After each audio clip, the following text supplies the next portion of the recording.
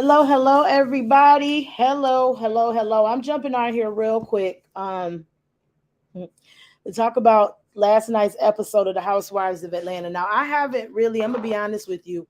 I haven't really been following it. Like I don't watch it when it comes on. Actually, last night was the first time that I watched it when it actually aired, and I think it was because I was bored and um, I didn't have anything else to watch. And usually I have other stuff to watch on Sunday nights. But nonetheless, or I'm actually doing something. But nonetheless, I watched last night's episode live.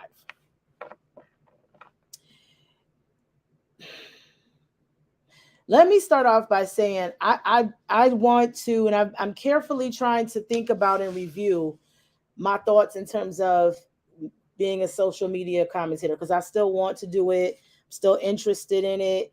I love me some Kendall and Funky Dineva. Those are my two faves. Um, Funky Dineva is on a reality hiatus. In fact, he's not planning on really doing too much more. He's kind of exhausted that area. And rightfully so. It's actually thrown him into a different lane. So he doesn't necessarily even have to do it anymore if he doesn't want to. He's in a whole different lane doing something totally different. So it makes sense.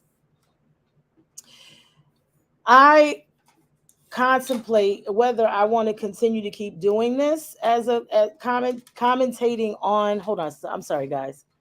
Commentating on reality TV because I just feel like since the pandemic, reality TV is just going straight to complete and total hell and needs a complete revamp.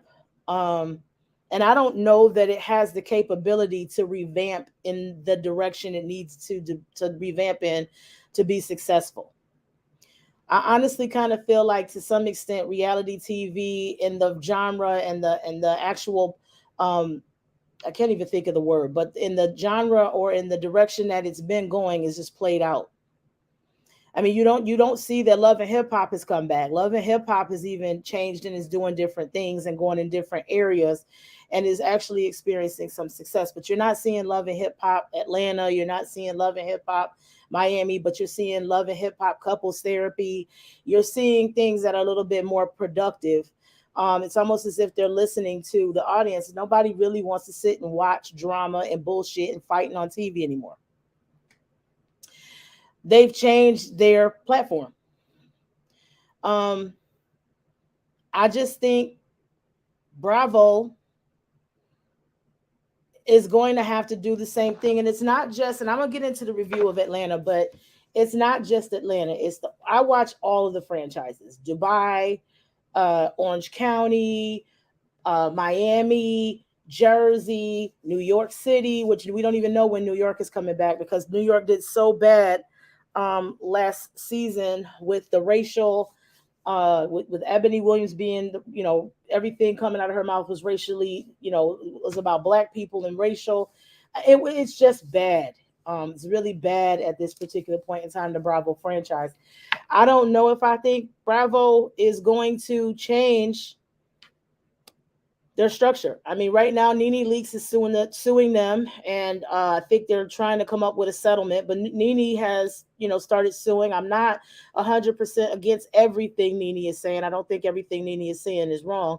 I just think that Nene is going about it in a way that's a little salty because she's no longer what she who she does. She no longer has the status or um, that she had. People are over her. Her attitude sucks. But I don't think everything coming out of her mouth is exactly fictional or false either. Nonetheless, I don't know what's going to happen with Bravo. I'm thoroughly unimpressed, and Bravo is always my favorite network. We last year I did we did a show Salt Lake City. Loved it. Met one of the castmates. Still in contact with one of the castmates, Heather Gay. I still talk to her every now and again.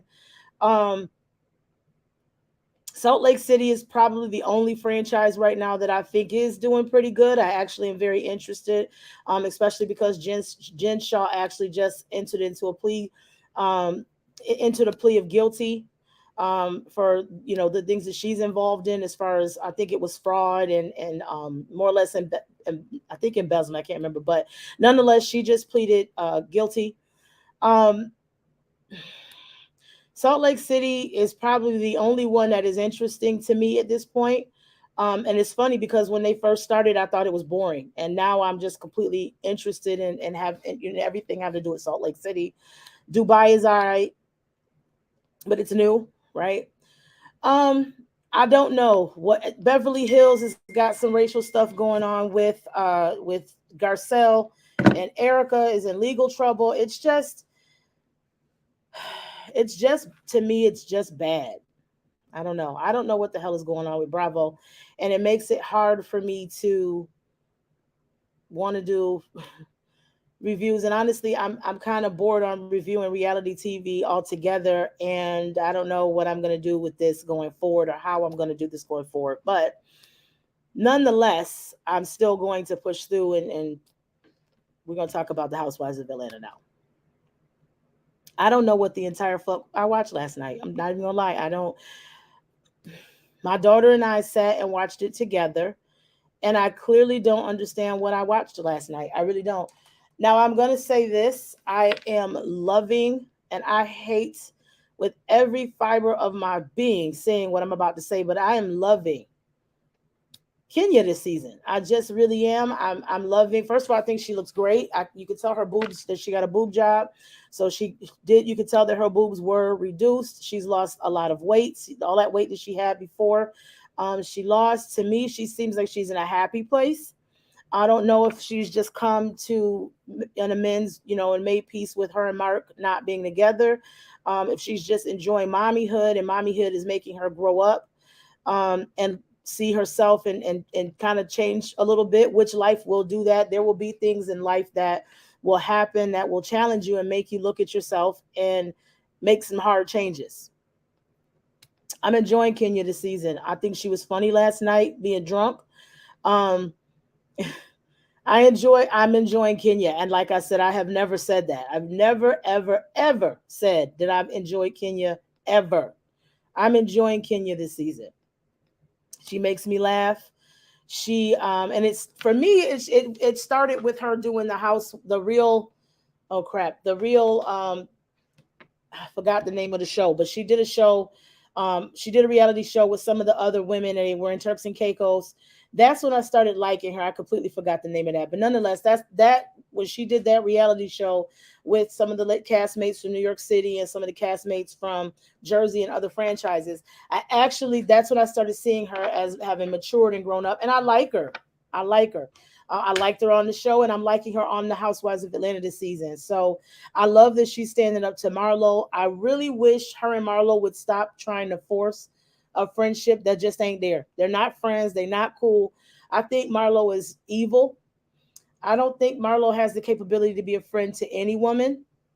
I think Marlo has a lot of deep rooted issues. And I think her background and her upbringing has a lot to do with the fact that I just don't think she has the ability to be a good friend to anybody. I think Marlo is trash, honestly. I know last season I said give her a peach because, I figured maybe if she got a peach and they kind of revamped the show a little bit, it'll be a little bit more interesting. But now that Marlo has a peach, Marlo's ego is like Nene's. And I mean, it took time for Nene to get to where her ego was.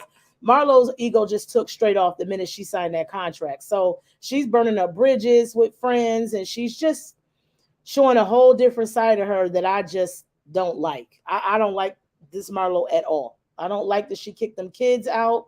I don't like and here's the thing, I understand. I've raised two teenage girls. My oldest daughter was probably the most challenging. So I understand. And maybe it's just because I never got an opportunity to take a break from my kids when they were stressing me out and getting on my nerves. But I just found it to be really distasteful when she says she kicked them kids out. Them kids don't have anything else going for them. Their mother is in jail. Them kids are going through kid stuff, and they're going to be kids, and they're not adults, so they're not going to verbalize how they feel or express how they feel. They're going to be kids. And when she did that, I don't know. I don't have it for Marlo this season. I really don't. I'm just disgusted. So there's two things I wanted to quickly talk about because I'm not really going to do this too long. One thing I wanted to talk about was the party that was at Sheree's house. I wanted to just kind of talk about the fact that I don't understand. I think the party started off doing great, and then the party just went really weird in a very weird direction, and it was just very confusing and boring. Um, I guess Sheree's having a party because she wants to get over Tyrone, and she just wanted to have like a big ass girls' night. And at first, I was here for it, and then things just kind of got weird. I loved seeing Lisa Wu. Lisa Wu actually was one of my favorites when she was originally on the show. I actually still like Lisa Wu.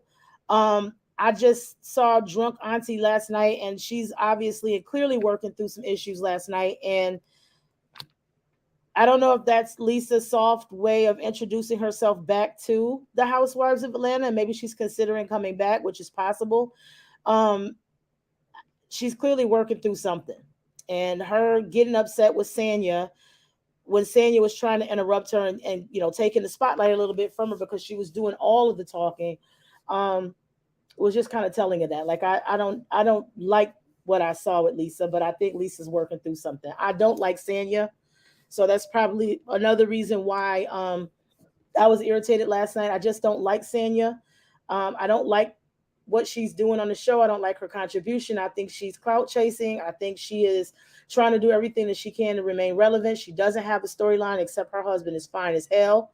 That's the only thing. Like when her scenes come up, if her husband ain't in them, I fast forward through them. I love her husband. He is fine as hell. Um, I get distracted, honey. That's a beautiful man. But nonetheless, this is not what it's this is not what this is about. I just find her to be unnecessary. Drew, it's clear the target is going to be on Drew this entire season. I'm actually kind of here for it because I think Drew is full of shit. Um, I think Drew and her husband are hiding things. I think she is full of shit. I think she is pretending to be something that she is not. Her spiritual mindset is disturbing to me. Um, and I think she comes off as trying to be a goody two shoes and her life is perfect when we all can see that it's not that way at all. And Drew bugs the dog shit out of me. I think she's a liar. It's always weird to me that people that try to present themselves as perfect. This has always been my experience. People that always try to present themselves as perfect, people that always try to present themselves like they have no problems, they've never had any problems, or if they had problems, they've always worked them out perfectly. Like their life has been perfect. Those people to me seem to be the biggest liars on the face of the earth. Like I just don't know if they're lying to themselves, trying to convince themselves that this is really the reality and it's not, or if they're really more concerned about what other people think because they know we might be able to see something different, and 9 times out of 10 we do. If you're paying attention, but I just think they're liars to themselves and to everybody, and I think Drew is a big liar. I think that she knows. I just don't think she's happy. I think this whole facade that she puts on, and I think she's full of shit, and I think she's also a bad person. I don't think she's a good person at all. I think there's some nastiness in Drew. We're seeing it a little bit this season. Um, there's some toxicity. There's some things that I see. I see why her and her husband get along, why they're still married, because I think both of them are equally toxic, not just to each other but to others. I just think Drew is full of shit. I really don't know how else to really describe Drew. I just think she's full of shit. And I'm not gonna go through everybody. Candy, I love Candy to death. I'm gonna always say I love Candy. I rock with Candy. I follow Candy. I will watch anything Candy does. I'm seriously considering selling bedroom Candy. I love Candy Burris. I Candy is someone I look up to highly, simply because Candy has the husband, the family, the career, the success. She's got it all. She's having a hard time managing and prioritizing and making sure there's equal balance, but she's got it all. And I just want so badly to be the woman that has it all. Like it's not enough for me to just be married. I want to be married. I want to be successful. I want money to never be an issue for me. I want my kids to be, I want it all. And I want there to be balance. So I see that other than the balance with Candy, I just look up to her. I think she's an excellent businesswoman. Anything she says in terms of business, I'm gonna take note and listen to. I rock for Candy Burris. Okay.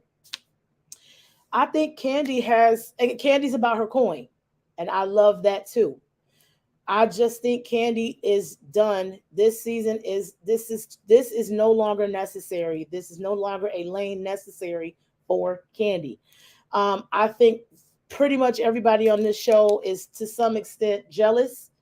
Um, and we already know how I'm not even gonna say jealous. I just don't think she needs to be here anymore. I think she has done all that she needs to do. I think she has gotten everything out of this show she's gotten more out of this show than everybody on this show, right? Past, present, and even probably future. And I think she needs to take a page out of Portia's notebook and move on and do something else. Um, I just don't like watching her constantly being attacked, and I just think her time is up. Again, love me some Candy Burris. Okay, I actually, she is one person on my bucket list that I want to meet, and I don't just want to meet her. I want to plug into her brain. I want to have a conversation. I want to pull from Candy because she just inspires the shit out of me. Candy could do a reality show about trash cans, and I'm gonna watch it. I love her. So there's really not much. I'm kind of biased. I love her. There's not much that we're gonna say about Candy that I'm not gonna rock for. Um, Last but not least is Sheree.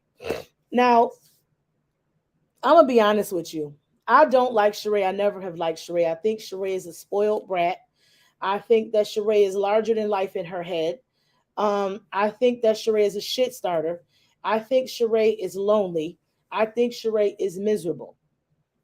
And I think Sheree is unhappy. And I think Sheree's house is the one thing that and granted, her house is beautiful. I'm not gonna knock her. It's beautiful. But I think that's a big old house that she did to boost her ego and make again her feel or be something bigger than she really is. And I think that she's lonely and miserable, and we're kind of seeing it this season. I am not impressed with the Tyrone stuff. I don't feel sorry for her. And I'm going to be honest, she's too old to be going through this. Something is wrong for you to be this age. And I'm finding this a lot with a lot of women who are 40, 45, 50 and up. Like there's somewhere along the line where the line has been missed. And there is still some immaturity and some childish thinking in the 40s and 50 age that you would not get, that these people are this age. They are more mentally 30. And Sheree has been through this. And this is also another topic that at some point I want to explore. I don't know. I'm 43 and I've been on a dating scene for 3 years now. And this dating scene is definitely different than when I got on it at 27. Okay. So I don't know if it's once you turn 40, 45, 50, if there's a fear of getting older, if there's a fear of being alone forever, dying alone, um, an embarrassment for not having been chosen or being married and tired of being single and just going out and grabbing anything to say that you are taken and that you have somebody, no matter whether the person is of quality or not, you have somebody. I'm starting to think that's what's going on.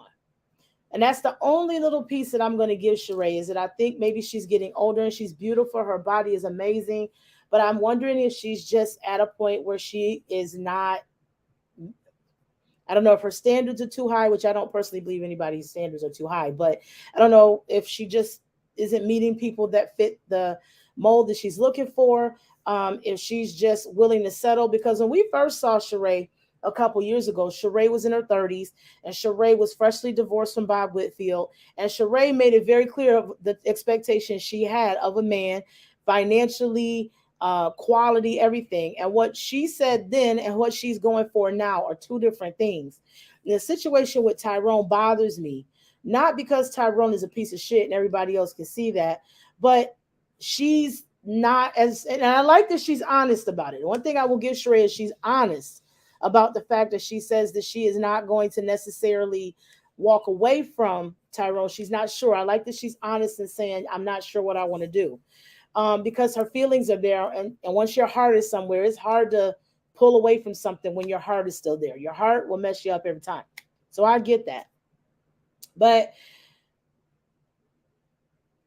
I don't feel sympathy because I feel like at your age, there's nothing new under the sun when it comes down to dating, as far as I'm concerned. There's some new stuff, but not this situation. And I feel like the writing's on the wall, and I don't understand why, if you're going to choose to do this, why all this other extra is coming out. Like, if you know good and well this is what you're getting and you're willing to stick in it, then you got to stick in it and commit to all of it.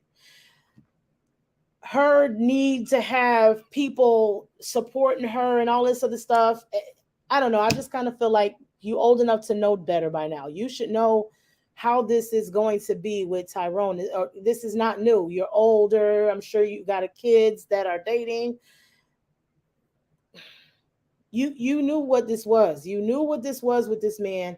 You know what it is. Again, if you made the decision to do it, all right, fine. But you also have to know that if you made the decision to do this, what this risk was going to be, right? And I just find it odd that she's acting as if she had no idea, like there was no writing on the wall. There was no, you know, maybe we need to know more about Tyrone and her. Maybe I'm being slightly hard on her. I just don't get it. And this is her storyline. And mind you, it's interesting.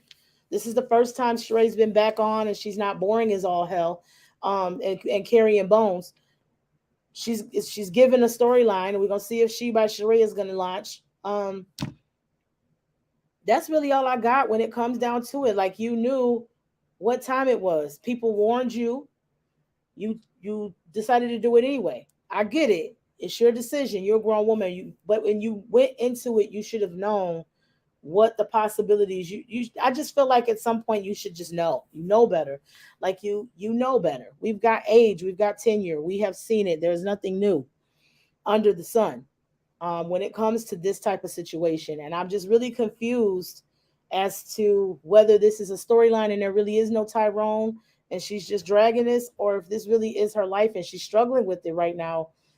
I think the support that she needs from her friends is not Tyrone is not, that Tyrone is not the end all to be all. You can do better. I don't think that that's the support you need. I think the support is what's going on with you where you are in this situation in the first place. Like, let's do a deep dive and dig deeper, because we're not 25 and 30 years old. We know better. If we're attracting this type of man and we're trying to do this, there is a deeper issue, and it's you. It's not Tyrone, because if she ends it with Tyrone and goes somewhere else, there's a chance if she doesn't fix whatever's going on with her, she's going to get another Tyrone. So I just think that there needs to be a deep dive, and there needs to be a hard conversation into exploring what's going on with Sheree. That hard conversation and those answers that she may give, that I'll have sympathy for.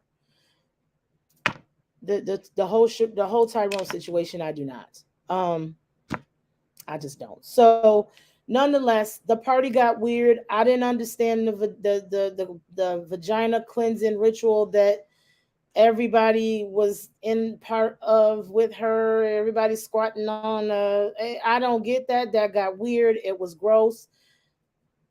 We don't got to do everything as homies. It just got weird. Then there's Kenya and Marlo arguing at the end, and they're all somehow supposed to go out of town in the next week or so. So, nonetheless, like I said, I don't know how much more reviewing I can do or will do of the Housewives of Atlanta, or really anything from Bravo. I'm just thoroughly unimpressed and just over it at this point. But I'm going to keep watching because I committed to it. But Married to Medicine is back now. Married to Medicine, I'm excited about. I love Married to Medicine. That's my favorite. My favorite one of all of the franchises. Married to Medicine Atlanta is my favorite. So I know that started last night. I'm going to watch that. I probably will give some review to that, as I see fit to do it. But that's my take on the Housewives of Atlanta. I really don't understand what the fuck is going on. And I really got confused and just concerned last night with the party. It was a bit much. I loved the idea of the girls' night and the pajamas night. I loved all of that, but I don't know. It got weird with the vagina steaming portion where Sheree's vagina was being steamed, and then Kenya jumped on. It just, oh, it was too much. I don't know what's gonna happen with Atlanta. I don't know. I was excited at first because I thought it was taking off and it was interesting, and now I'm just bored again. So I don't know. I don't know. I don't know what else Bravo can do with not, and it's not just Atlanta, it's all of them. I just don't know. The only one that's popping right now is Salt Lake City, and they're not even on. They're taping for the new season. So I don't know, guys. I don't know. I probably will come back and give you guys some reviews on Married to Medicine. P Valley, I'm telling you, P Valley is hitting me in the gut. As my sister would say, all in the shenanigans, honey. It's just, it's hitting me. So I may talk about P Valley. I don't know. I gotta brainstorm and think about how I want to do this going forward. But that's the Housewives of Atlanta. Y'all watch it. Let me know what you think. Drop down, give me some comments. Talk to you later. Bye.